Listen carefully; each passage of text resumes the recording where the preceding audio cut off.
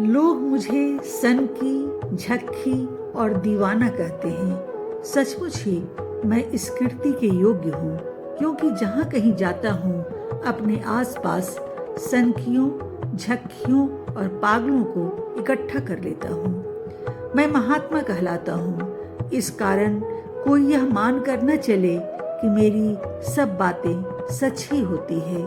हम नहीं जानते कि महात्मा क्या है, कौन है। सच्ची बात तो यह है कि महात्मा शब्द को भी बुद्धि की कसौटी पर चढ़ाकर देखना चाहिए।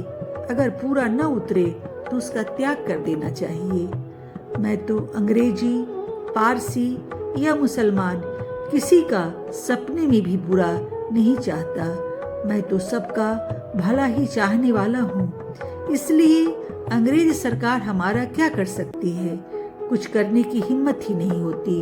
हिम्मत होगी तो पकड़ेगी, और मुझे पकड़ ले तो भी जेल में पड़ा पड़ा मैं यही प्रार्थना करूंगा कि हे ईश्वर, इस सरकार का तू हृदय परिवर्तन कर और इसके हृदय में मनुष्य को शोभा न देने वाली जो भावना पैदा हुई है उसे दूर कर।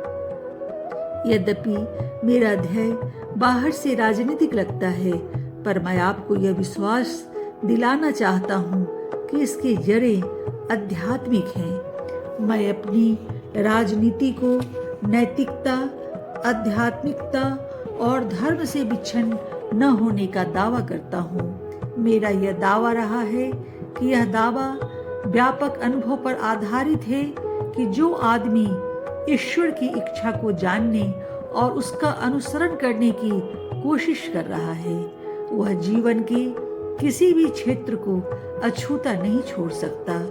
अपने सेवा कार्य के दौरान मैं इस निष्कर्ष पर भी पहुंचा हूं कि यदि जीवन में कोई ऐसा क्षेत्र है जहां नैतिकता, सत्य, ईश्वर का भय आवश्यक नहीं है, तो वह क्षेत्र बिल्कुल छोड़ देना चाहिए।